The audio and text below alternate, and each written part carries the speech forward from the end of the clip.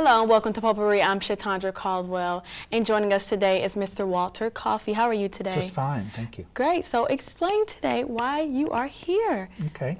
Well, we're here to tell you about a fundraising event for the Georgia Institute on Aging. But to understand the Institute, first of all, I wanted to talk about Leading Age Georgia, which is the main organization, and the Institute is the education arm of Leading Age Georgia.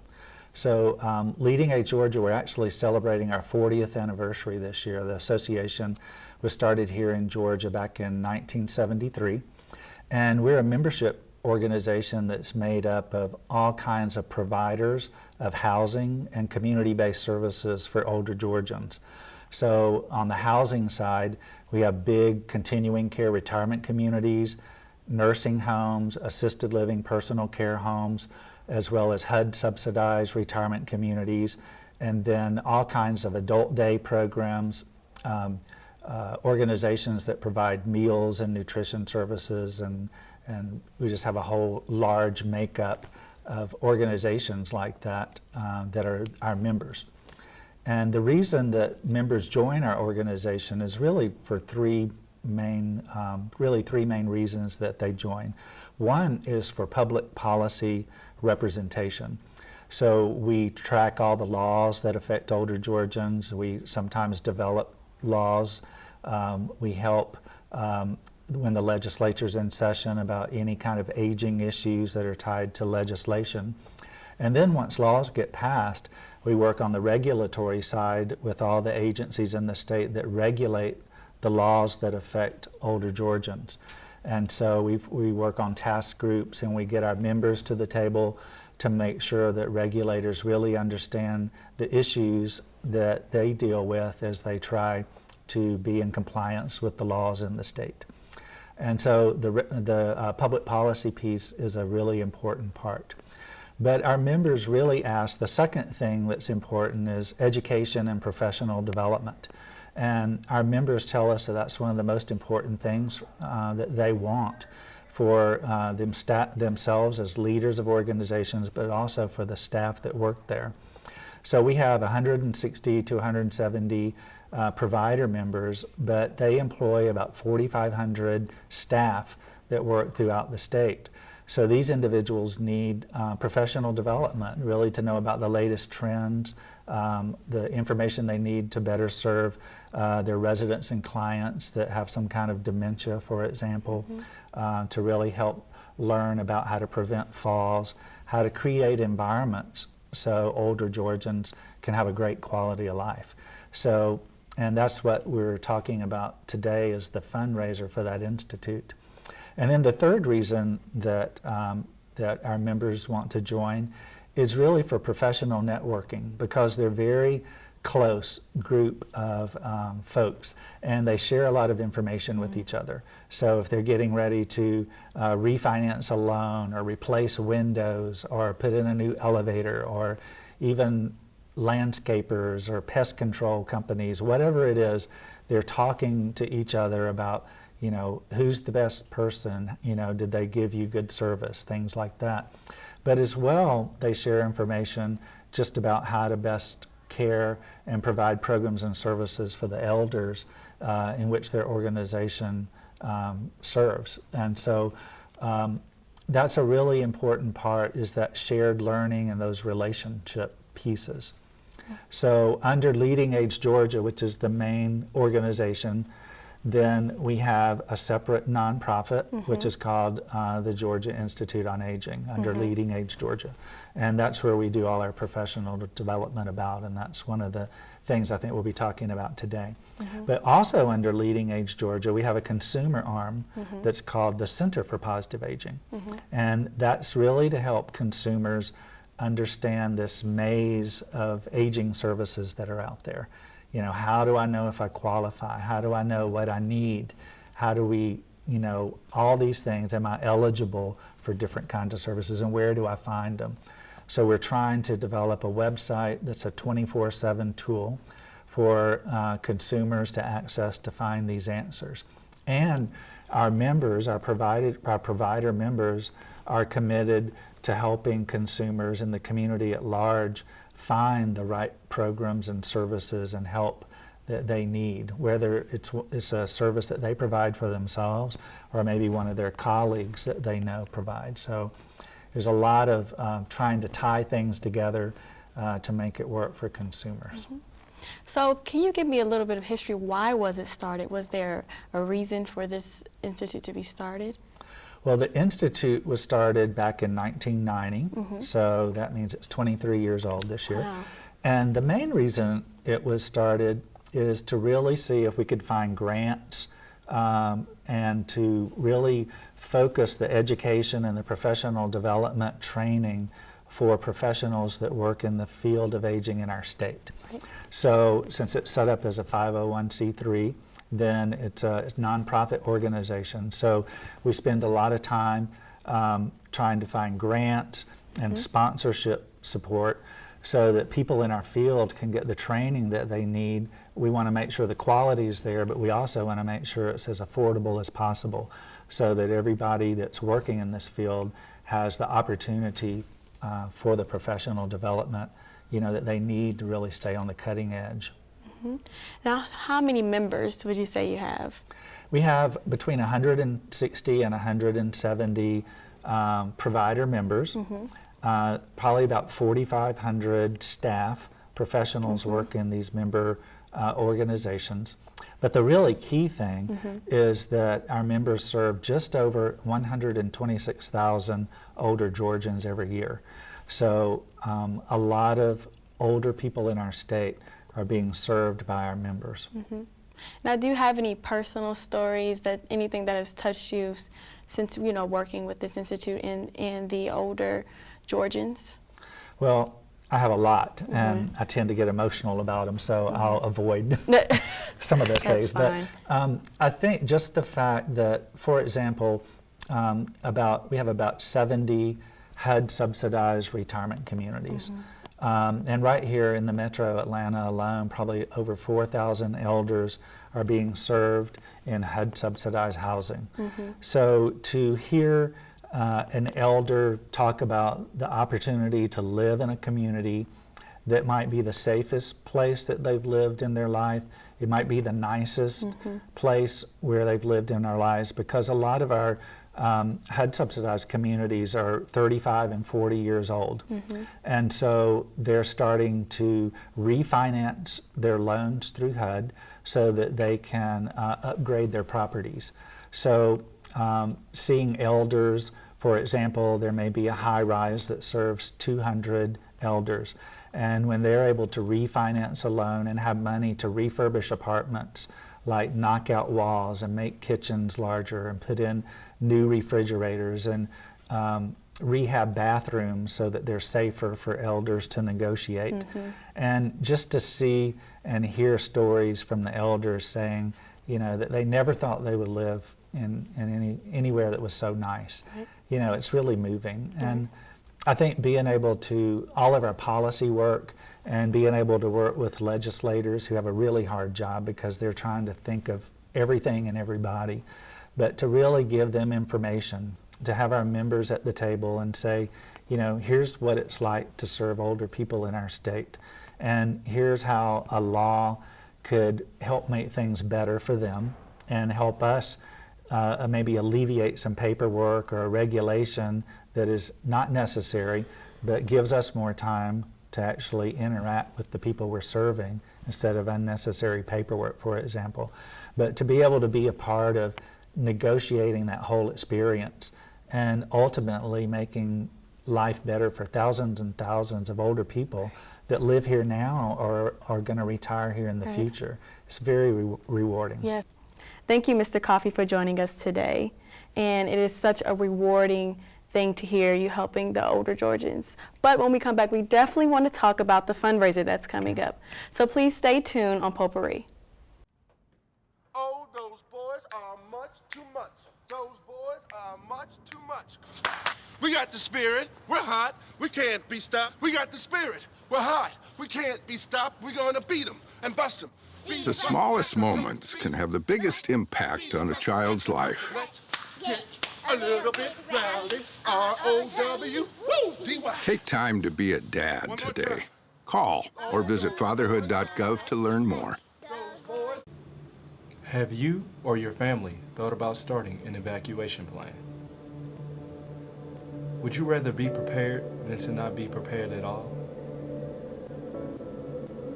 By joining FEMA's National Preparedness Month, you'll learn the simple steps to prepare for emergencies.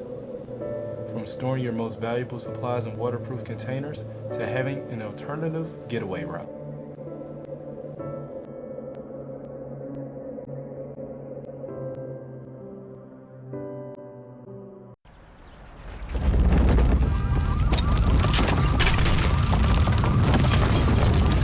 Up to 40% of businesses never recover after experiencing a major disaster. Make a plan at ready.gov/business.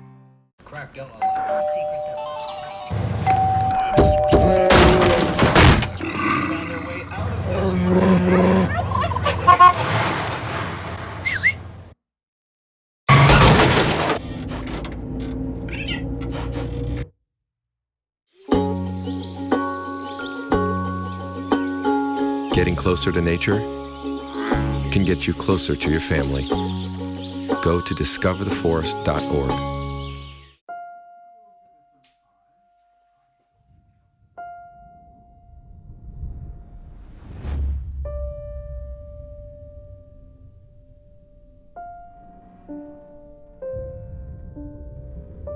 What if a disaster strikes without warning? What if life as you know it has completely turned on its head?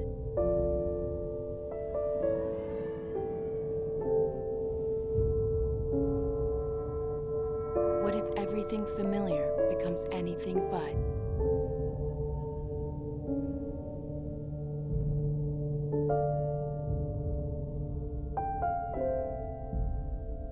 Before a disaster turns your family's world upside down, it's up to you to be ready.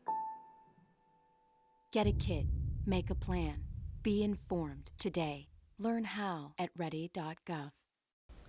And welcome back to Potpourri. Here now we have Miss Jacqueline Thornton and Miss Samantha Eves with me to talk about the gala and fundraiser that's coming up. Can you guys explain for me? Sure. So this particular event is like our signature event. We were really excited about it. It's called Profiles of Positive Aging. It's a benefit gala, and we are giving the honor of providing an award to elders that are in community that are doing phenomenal things in late life. So we're hyper-focused and very passionate about putting a new positive image in the community around aging and aging issues. So our last year, we were really fortunate to find an icon in community. His name is, he's the former mayor of Atlanta. His name is Sam Massell. So he gave us the honors of being our honoree last year, along with 19 others in community across the state of Georgia. So, you know, as Walter mentioned, we have about 127,000 elders in community that our members serve.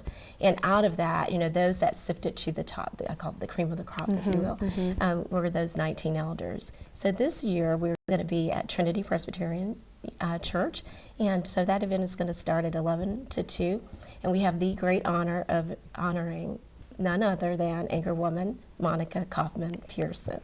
So we're really excited. We wish you could have been here with us today. Right, yeah. So you all have to come to the event. Definitely, and take a shot and see. But what's really interesting about it is that it's not just a focus on elders and just because you're old, but it's really a focus on these elders doing phenomenal things in community, still utilizing their talents, their skills, providing great support in terms of mentorship and community, and doing phenomenal things. We're just really excited about it. So you'll get an opportunity to see Monica there, as well as 17 other elders in community. Wow. So we reduced it a little bit. It's getting more and more competition out there. And Samantha's going to just talk about just how it all culminated, and that it's more than just your benefit, again, in your truest sense of just raising funds, but what those dollars are really going to go to, the proceeds will go to.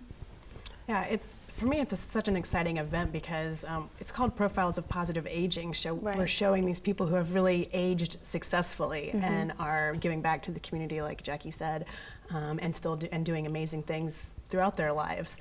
But they do these amazing things with the help of other people. Right. And so as a community, our institute educates people in the field who can then help these elders to achieve their passions and leave their legacies that they're leaving, because we know that they didn't do it alone. It takes a community effort. Right. So the education piece is what we're raising funds for, so that we can provide education to thousands of workers who work with elders around the state.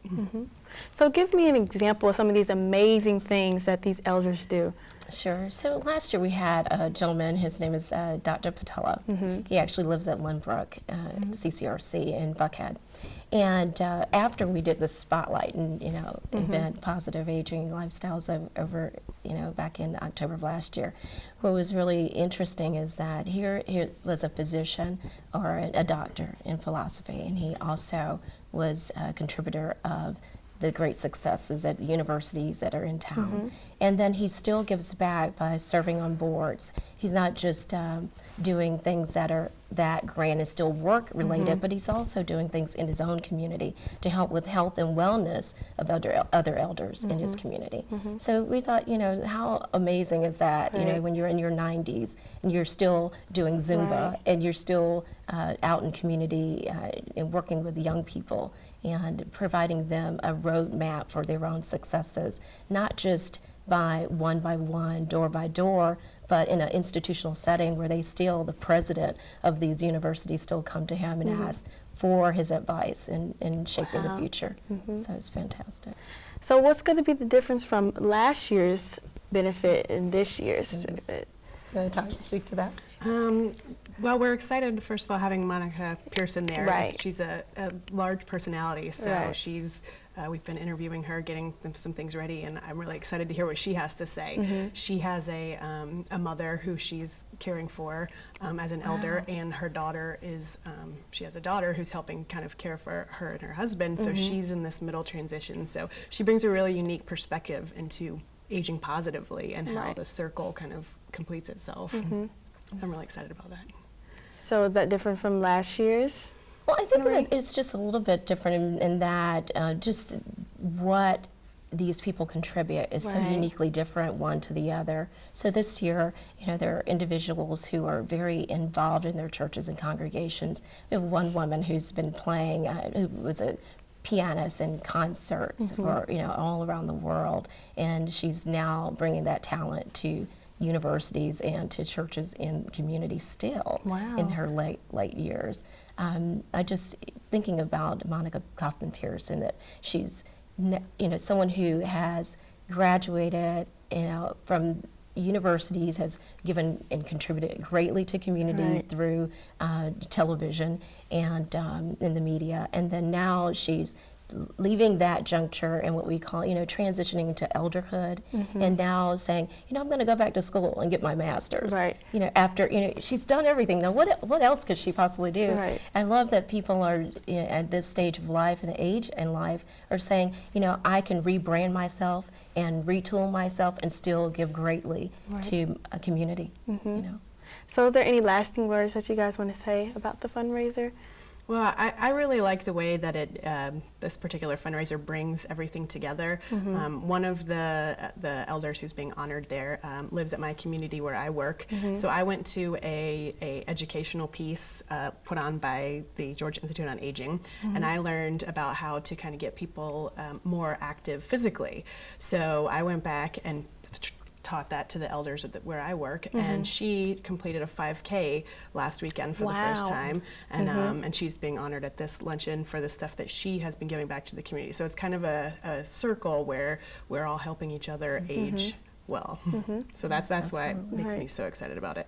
Is there like a Facebook page or anything else that you guys have that anyone can click on? And sure, we do have a Facebook page, and www.leadingagega.org is our website. There's tons of information there. Well, thank you, Ms. Jackie and Ms. Samantha, for joining us today. I know this gala fundraiser event will go amazing. So stay tuned on Potpourri.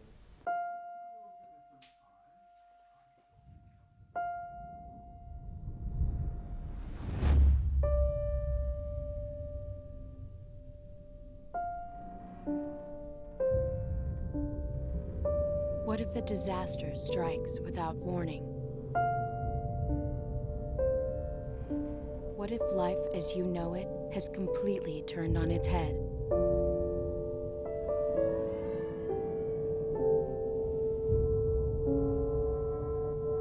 What if everything familiar becomes anything but?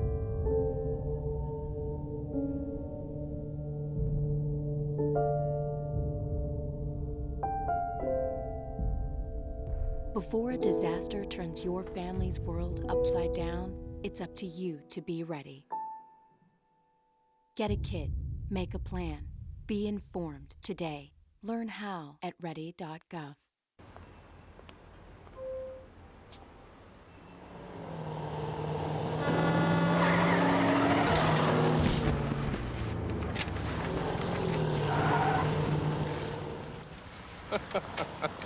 This can't be happening. This can't be happening. Of course it's not happening. Armored car.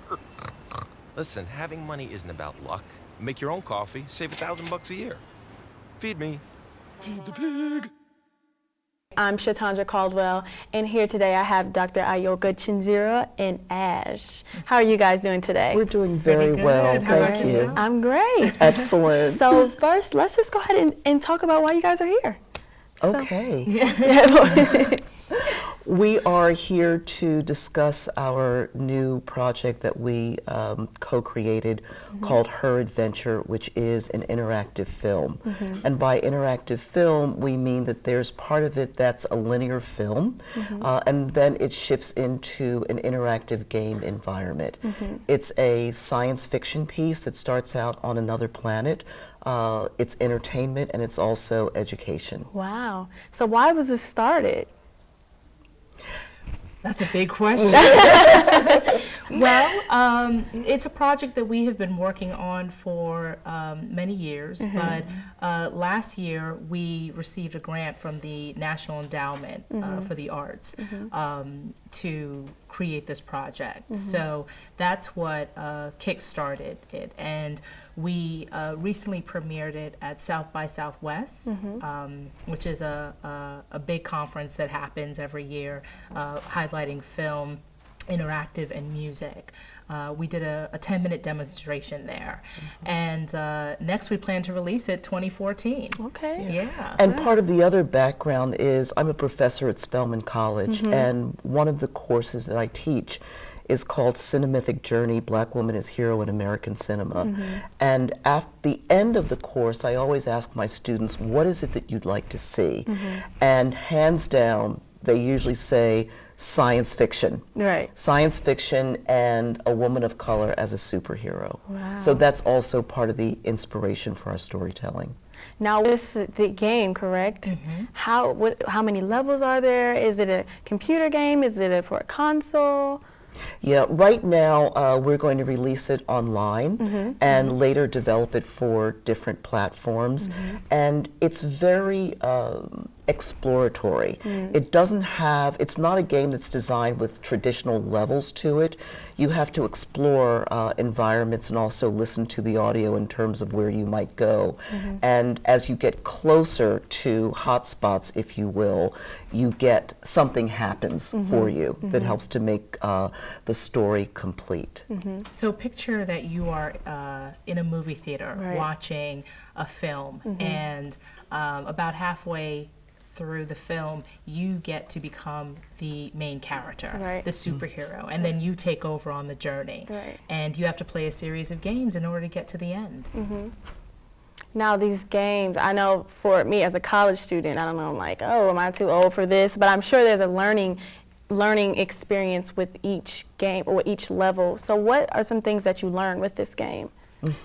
Well, it's a project that actually highlights issues pertaining to women and girls around the world. So ages roughly 18 to 25. Yeah. So in answer, I don't know if it was a question, but you're not too old, you Right. know.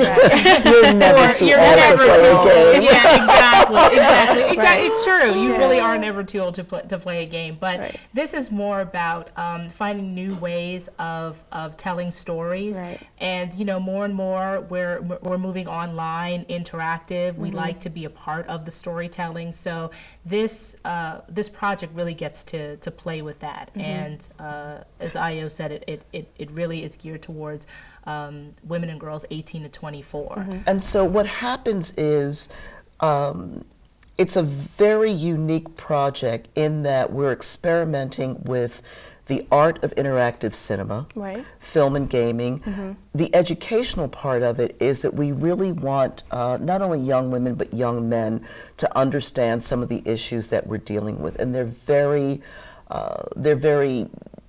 kind of deep issues that we're seeing have become much more ingrained in youth culture.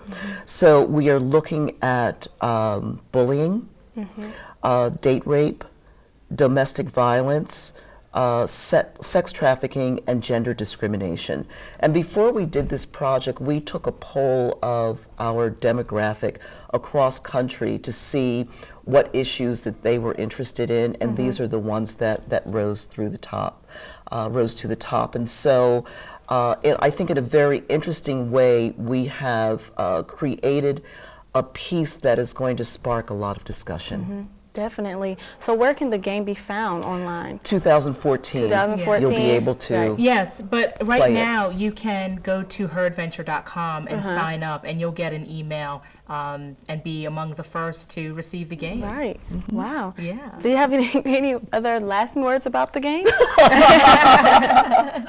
I think we're really excited about it because it is it's innovative storytelling, and as we know, more and more we're seeing a lot of interactive work. I think it's as women of color, we oftentimes don't get the resources to do a lot of experimentation in particular areas.